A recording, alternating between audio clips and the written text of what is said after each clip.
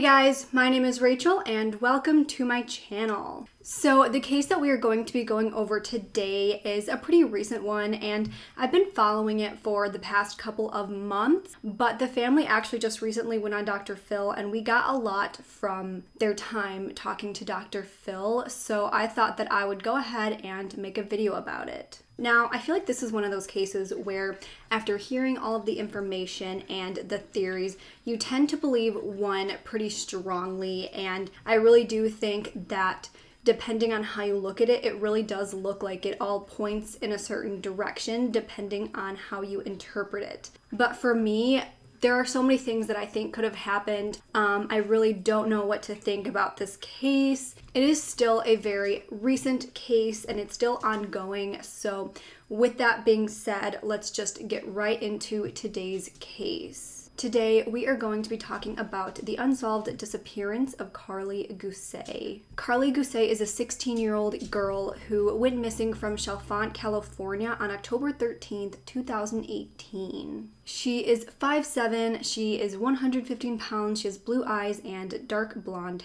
hair. Karlie has been missing for about 6 months now. Karlie Guse lived in Chalfont, California with her dad, Zach Guse, her stepmom, Melissa Guse, and her 2 younger brothers. Karlie's mother, Lindsay Farley, and Karlie's father, Zach, got divorced when she was about 2 years old. Now, until she was 6 years old, she actually lived with her mother, but then her mother decided to move to Nevada, so when she was 6, she actually decided to move in with her father because, Nevada was pretty far from where she lived. She didn't want to have to move schools, she wanted to stay by her friends, so she just decided to stay in California with her dad. By all accounts, Karlie had a very good childhood growing up. She maintained a pretty good relationship with her parents and her stepmom. She had a lot of friends growing up. She did well in school and was liked by pretty much everyone she knew. She was described as happy, sweet, funny, and popular. Lindsay said that her and Karlie were best friends and told each other everything. They really did have a very close relationship despite Lindsay living so far away. In the beginning of October of 2018, Karlie moved away from her house in Bishop to a new town about 10 miles away in Chalfont, which is where she was living at the time that she went missing.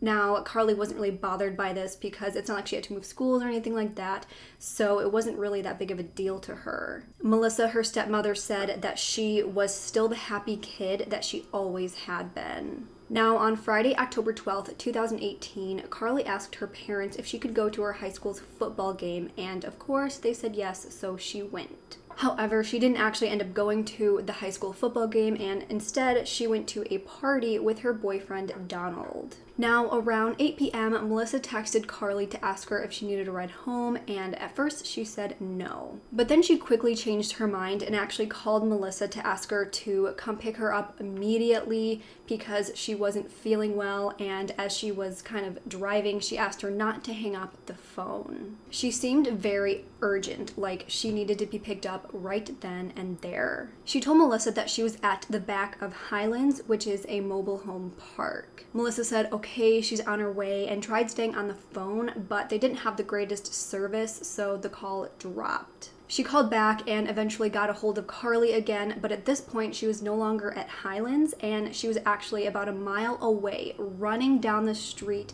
on Dixon Street with her phone in her hand. When Melissa arrived and Karlie hopped in the car, Melissa said that Karlie seemed kind of frantic and agitated. She asked Karlie why she needed to be picked up right away, and this is when Karlie told Melissa that they had been smoking weed at the party. She said she was sorry, she said please don't be mad, and she just wanted to go home. Now, like I said, Karlie was acting very frantic and paranoid, and Melissa was really confused why she was acting this way because apparently Karlie had smoked pot before, so it's not like this was the first time she smoked. It's not like this could have been some bad reaction. Some people do have bad reactions to pot. It's very possible, but in this case, it didn't seem likely because she had smoked pot before and never had this kind of reaction. Melissa said Karlie was acting extremely erratically, and it actually took her 15 minutes just to calm her down a little bit. Melissa was still pretty confused and concerned, but she did not think that her physical health was in danger. She didn't think this was urgent enough to take Karlie to the emergency room or anything like that, because she still seemed pretty aware. She was still kind of there having a conversation, able to hold a conversation, so she was just acting pretty strangely, but nothing that was crazy enough to take her to the ER. Karlie and Melissa got back to the house around 9 p.m.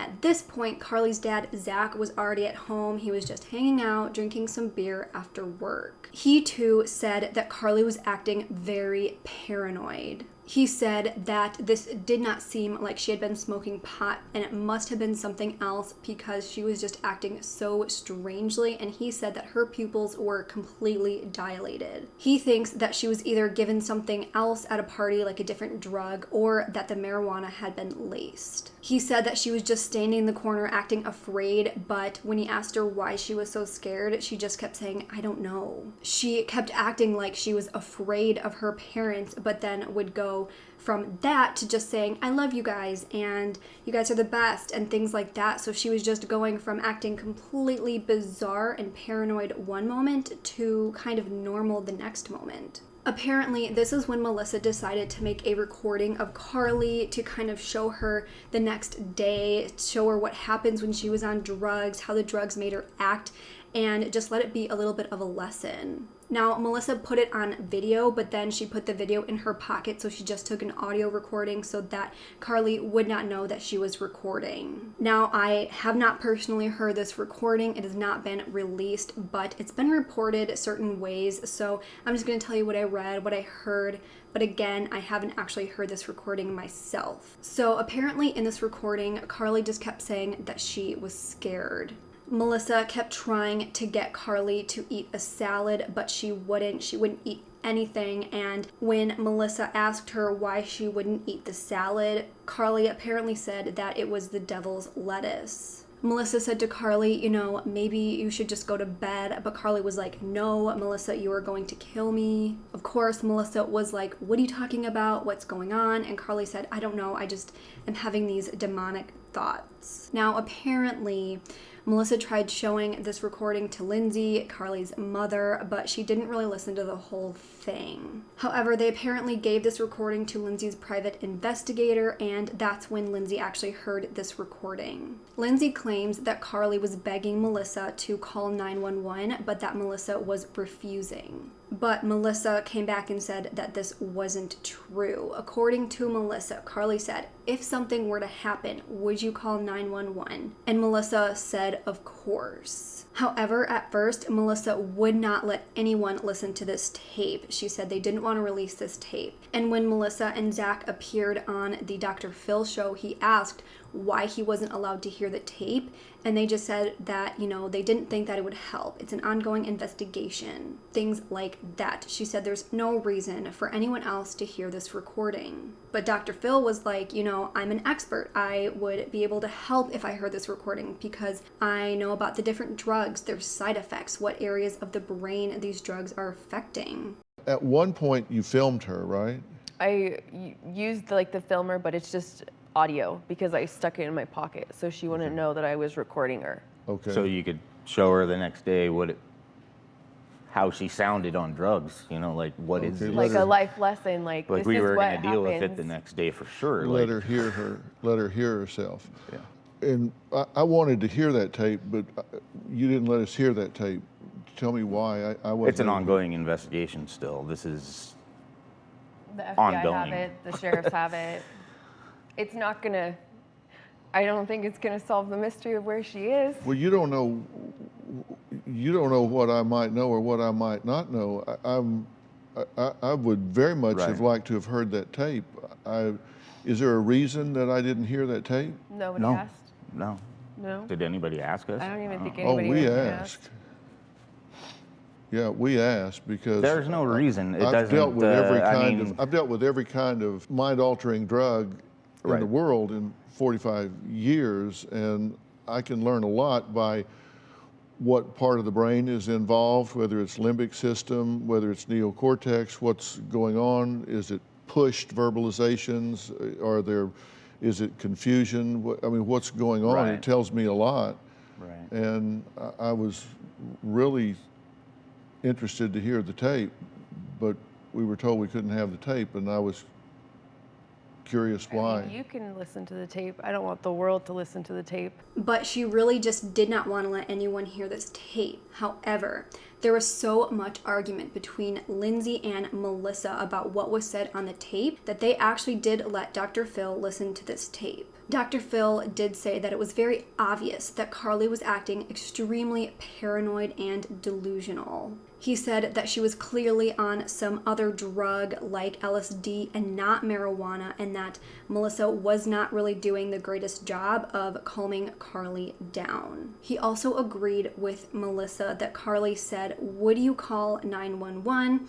And Melissa said, "What do you mean?" And Karlie said, "Like if I needed you to call 911, like if I was dying, would you call 911? And Melissa said, "Yes, of course I would if you needed me to." So that just kind of clears up this whole argument on what was actually said on the tape. Now, jumping back to the night of October 12th. After making this audio recording and finally getting Karlie to calm down a little bit, they finally got Karlie to bed. Now, at first, Melissa reported to Dateline NBC that she put Karlie to bed and then went off to her own room and slept in her own room. She said then the next morning around 5:45 a.m., she went into Karlie's room and saw her sleeping, went to check on her other children who were also in bed, and then she went back to bed and then woke up again around 7:30. She said she went back to Karlie's room again to check if she was there, and this time Karlie was not in her bed. She went back into her room and told Zach, "Honey, she's not here."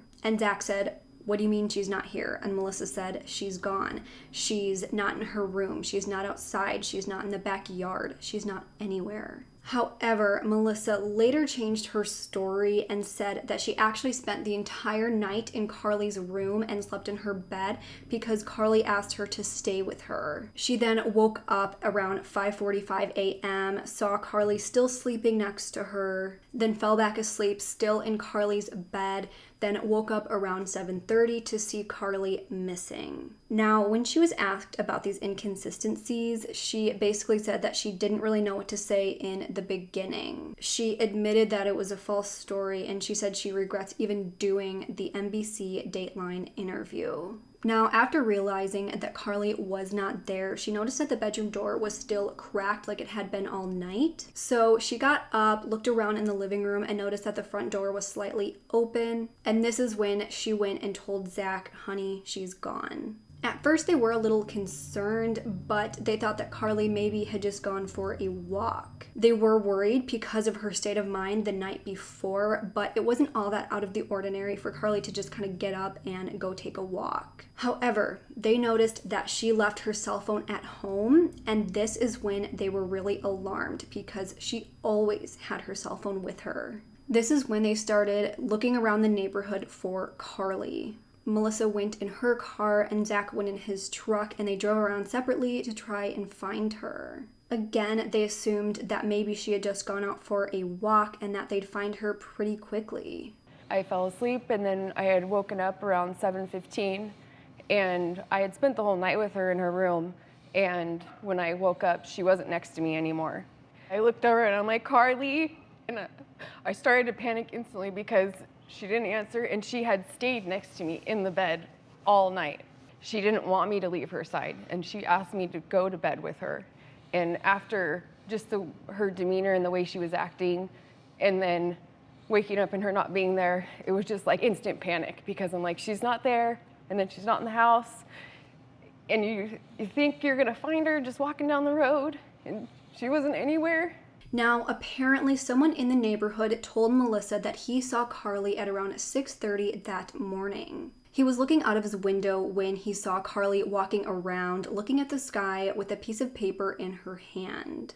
At around 7:30 a.m., a man claimed to see Karlie walking behind a fence on the side of the road on Highway 6. Zach and Melissa continued to search for Karlie, but they went back home at around 9:30 because they just could not find her. This was when Zach called Lindsay and told her that Karlie was gone. He basically said that she just went to a party and now she's gone. She kept asking him all of these questions and he's like, I don't know. She just went to a party and now she's gone. Lindsay immediately started her 9-hour car drive to the Guse home in Chaffant, California.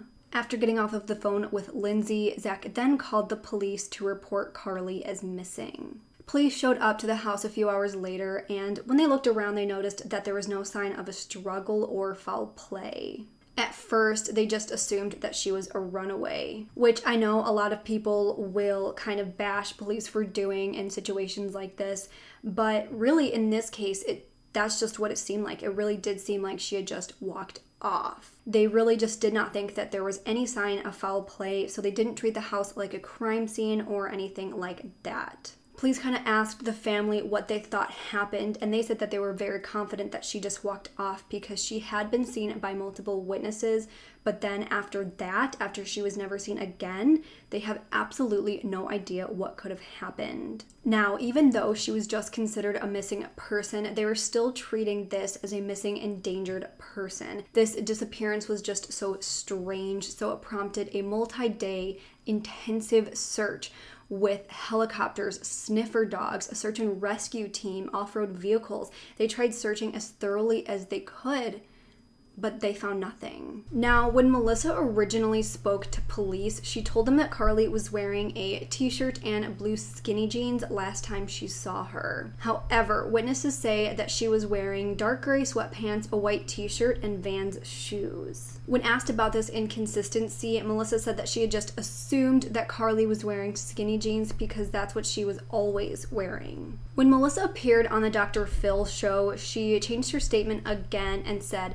that the last time she had seen her, Karlie was wearing just her t-shirt and her underwear because that's what she wore to bed. Now, obviously, it's very possible that she could have been wearing skinny jeans when she got home. She went to bed in her underwear, and then when she got up, she changed into these gray sweatpants. But it is just a little bit strange that she would have told police what she was wearing when she didn't see her leave and she didn't know for sure. You'd think that maybe she would say that she wasn't sure what she was wearing because she didn't see her before she left. And, you can just assume that she's not going to just walk out in her underwear. So I'm just not sure why she would say that as fact, instead of just being like, she might have been wearing skinny jeans, but I'm not sure. Now, Melissa was asked, well, does she have a pair of gray sweatpants missing? Are her skinny jeans in her hamper? Maybe these sightings weren't really of Karlie if you know what she was wearing or if you can see what's missing. However, Melissa was kind of like, I don't know, do you know everything that your kids own and what your kids wear all the time? Which is understandable, but you'd think that they would maybe look around, try and figure out what was missing, really try to pin down what she was wearing, but this didn't really seem like that important to her. They were asked a couple of different questions about what clothing items were missing, what were there, but they didn't really have any answers. Now, when police got a hold of phone records, it came out that around 2 a.m. on October 13th, the morning Karlie went missing, Melissa sent a text to Karlie's boyfriend, Donald, saying, pray for her. There was no response from Donald to this text message, so we don't really know what this means. There's no real context to this message. We don't really know how often they communicated, how often they said things like this to each other, so we don't really know what it means. We couldn't really get anything from Karlie's phone or basically any of her personal belongings because she had left them all at the home when she left. Now, Donald did show up to the house the next day, I guess the same day because it was 2 a.m., so the day that Karlie went missing, he showed up and he said that Karlie's phone was sitting on her nightstand.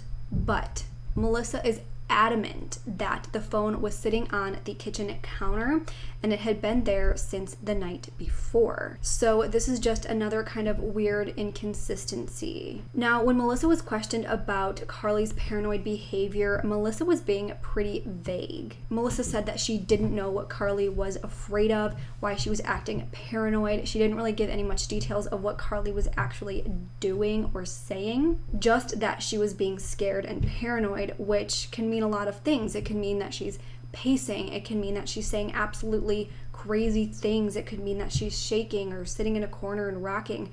We don't really know because they won't let anyone else hear the tape that was recorded, so we don't know the exact details from that night. Now, something else that was a little bit strange is that she was seen wearing just a t-shirt and jeans. Now, even though California is pretty warm most of the time, the morning temperatures in October can drop as low as 40 to 50 degrees, so it would have been a little bit chilly for her to just walk around in a t-shirt without a jacket. Again, she could have just still been in this delusional state, or maybe she just didn't care, or maybe she, didn't think that it was that cold or anything like that, but it's just a little bit strange. Additionally, there are a little bit of inconsistencies with the timeline. As I said before, Melissa last saw Karlie at around 5:45 that morning. Then a neighbor saw her an hour later at 6:30 that morning. And then she wasn't seen again for another hour when she was seen on the side of the highway at 7:30. But this highway was only a 20-25 minute walk from her neighborhood. So it's a little bit strange that it would have taken her an hour to walk there. Now, we don't necessarily know what was going through Karlie's head when she was walking. Maybe she was just wandering aimlessly, didn't take a straight path, and just kind of ended up strolling onto the highway. Maybe she was walking over to the highway with a purpose of going somewhere. But either way, there's a decent amount of time that just goes completely unaccounted for between witness sightings. We don't really know exactly what happened or where she went. I do want to point out that to me, it is a little bit strange that the time she was seen, so around 6:30 and 7:30, is the exact times that Melissa said that she was sleeping, but then the time that she said she woke up around 7:30, she was never seen again.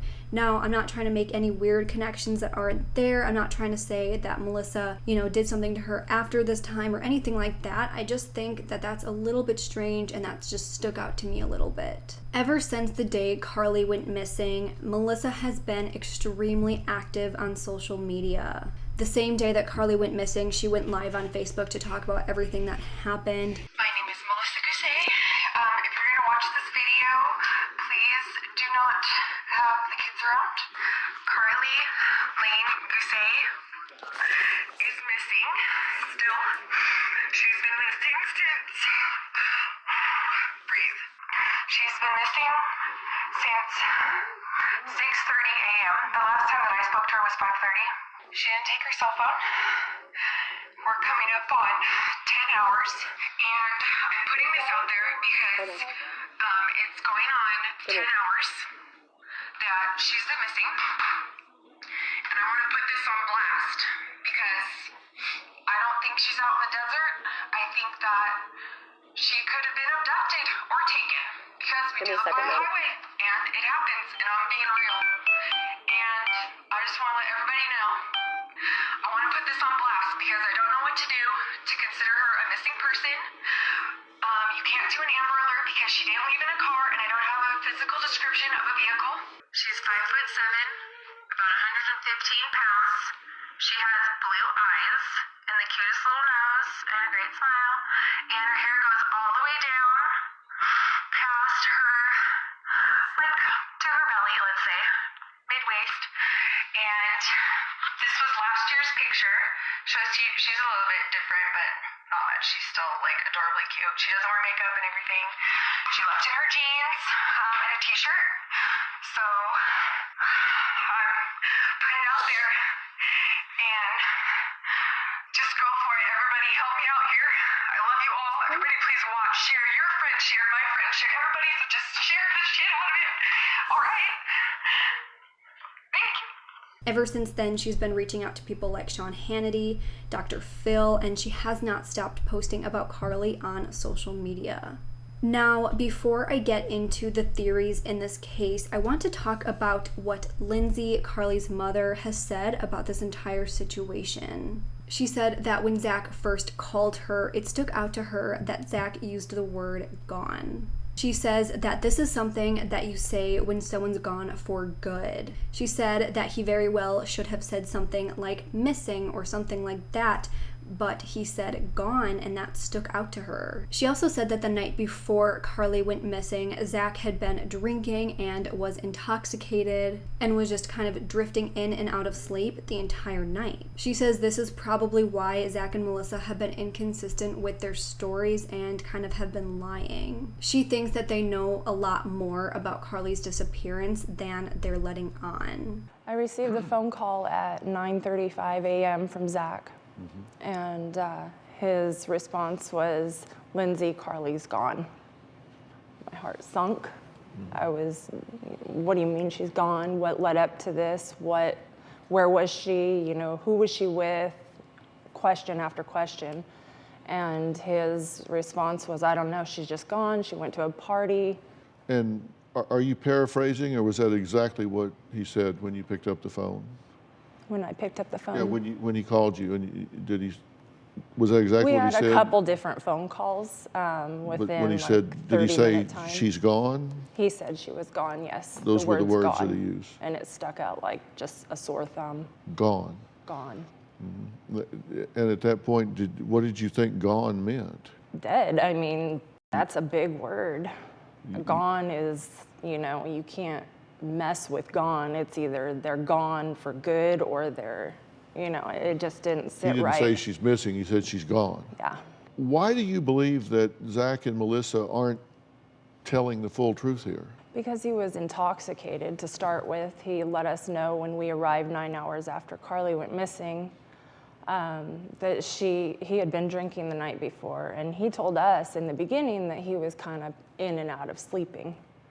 So he wasn't awake, according to my story that I received from him. One of the biggest things, again, that sticks out to Lindsay is the audio recording of Karlie that night. Lindsay is still very adamant that Karlie did call out for someone to call 911. She said that Karlie called out Mom, so she was calling for her, and that Melissa said, I'm not Mom, I'm Melissa. And Karlie said, I'm sorry, I'm just really scared. Lindsay said that at first, Melissa said, yes, I'll call 911, but then there was a long pause, and then Karlie said, so are you gonna call 911?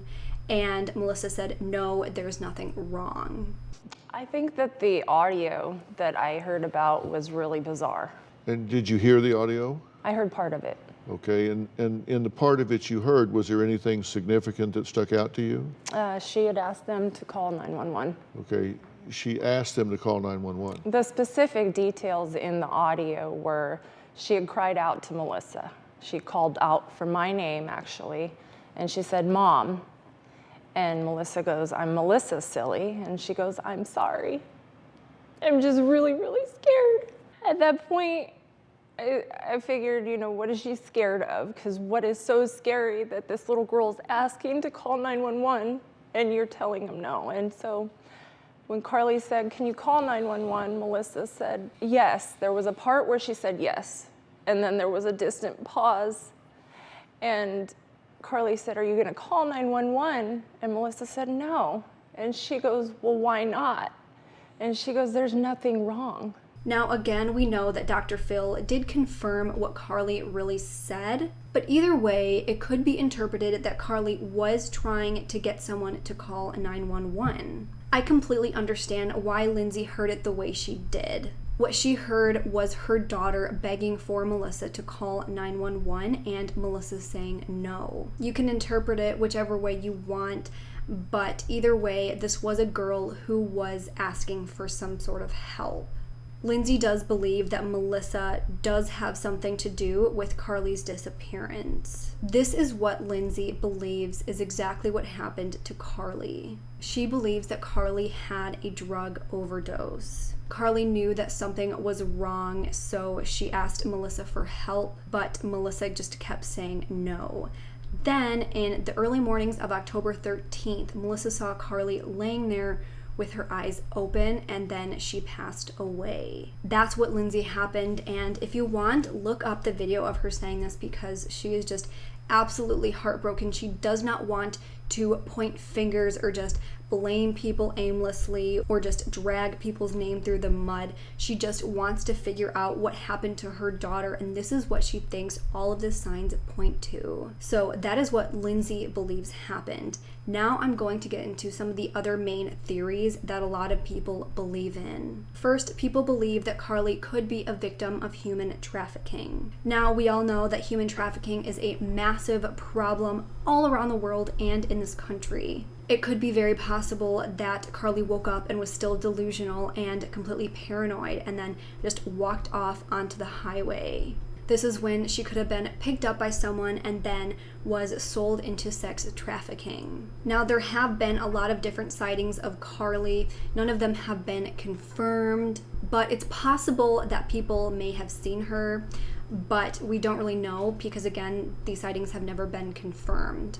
Being sold into sex trafficking can also explain why she's been off the grid and why she's never turned up or been found. However, again, none of the sightings have been confirmed, but I do think that this is a very, unfortunately, possible and very plausible theory. The next theory is that Karlie just decided to run off on her own and has been hiding ever since. Now, there are two parts to this theory, but honestly, neither of them sounds very plausible to me, so I'm just going to go over them very briefly. The first theory within this theory is that maybe she just woke up that morning, was completely normal, and just decided to go missing. Now, obviously, I don't think this is very likely at all because there was no reason for her to go missing. I mean, she could have maybe just felt so bad and so embarrassed about her behavior when she was reacting badly to these drugs, but I honestly don't think that that's the case, that she would feel so bad that she decided to run off or anything like that. Honestly, what I get from this, to me, her parents seemed relatively fair. They recorded her so that the next day when she was in a good state of mind, she could hear herself and how she was reacting to these drugs, how she was behaving, and kind of teach her a lesson to hopefully steer her away from doing drugs in the future. They didn't seem like super strict people that would be extremely harsh and unforgiving. It didn't seem like, she would be really punished really badly and that, maybe she was trying to avoid that, or maybe she was trying to run off because they were so ashamed of her. I don't think it was anything like that. Again, they seemed like pretty fair and understanding parents to me. Before this, she did seem like a very happy person in general and just really had no other reason to leave. The next theory, which is absolutely completely ridiculous, is that Karlie is actually a drug addict and then ran off and is homeless somewhere just doing drugs all the time. People point to the fact that she's a little bit skinny and that, maybe she just is doing drugs and that's why she's so skinny. But I mean, how many 16-year-olds have you seen that are skinny, that have fast metabolisms and she was active, she loved dancing, she had every reason to be skinny. I mean, again, she's a teenager with a fast metabolism like all teenagers have. So this theory is just kind of absolutely ridiculous to me, and so I'm not going to be spending any more time on this one. Now, the next theory, just kind of like the first theory, is that she woke up in the early morning, was still disoriented and out of it, and that she walked off onto the highway and was taken. However, rather than being sold into sex trafficking, maybe she was just kidnapped by some random person. Maybe this random person is holding her captive, or maybe they murdered her.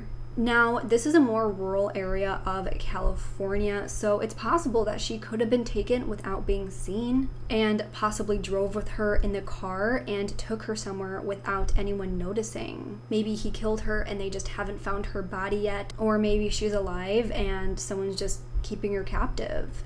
I definitely do think that this is a plausible theory. It's not unheard of for some sicko to just see some pretty young girl who's really small and just decided to take her. Again, she was only about 115 pounds, so it's not like, she would have been super difficult to take. Or maybe she was still very confused and out of it and someone just drove up, offered her a ride, and she willingly got into the car with someone. Either way, I do think that this is a very plausible theory, and it's definitely more likely than the theory that we just got done talking about. Now, the last theory, which is the theory a lot of people believe in, is that Melissa and possibly Zach had something to do with this. Now, I do want to say that police are looking at Melissa, but I don't think she's really a suspect or anything like that, but people are kind of looking at her. So, again, Melissa was extremely inconsistent with her stories and what she told police. It is extremely strange for someone who just lost a child like that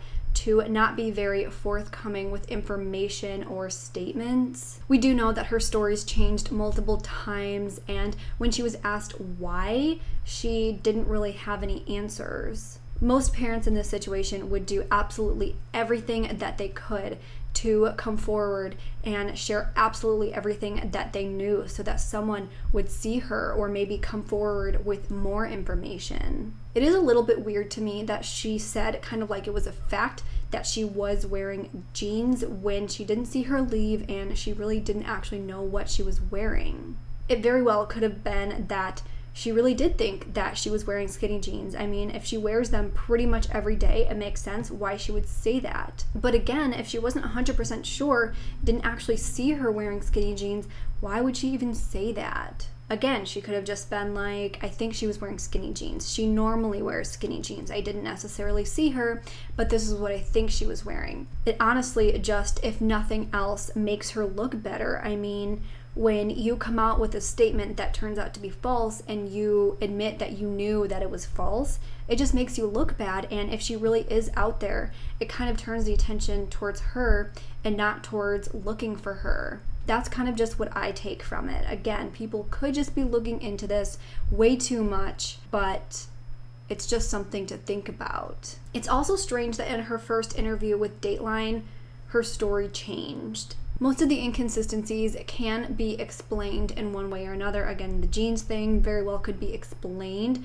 but it doesn't really make sense to me why she would lie about this story. I just don't understand the reasoning for lying about what happened that night. Even if this is the very beginning, even if you're nervous or shocked, it just does not make any sense to me why you would just make up this story. I mean, this seems like something that is so important, that is kind of a big part of the story, that you wouldn't want to lie about this. The timeline of the night before she went missing is so incredibly important to get down to exactly what she remembers.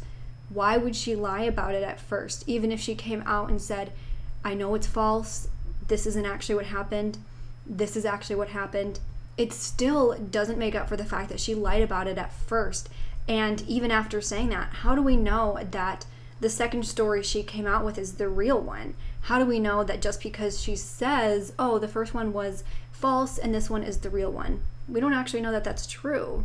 Now, with that being said, I don't think Melissa ever had any ill intent. I don't think that she just had it out for Karlie. I don't think that she was planning on doing something to Karlie and just wanted to wait till the perfect time. I think what is most likely within this theory is along the lines of what Lindsay believes. I think that maybe they realized they weren't being as responsible as they should have been.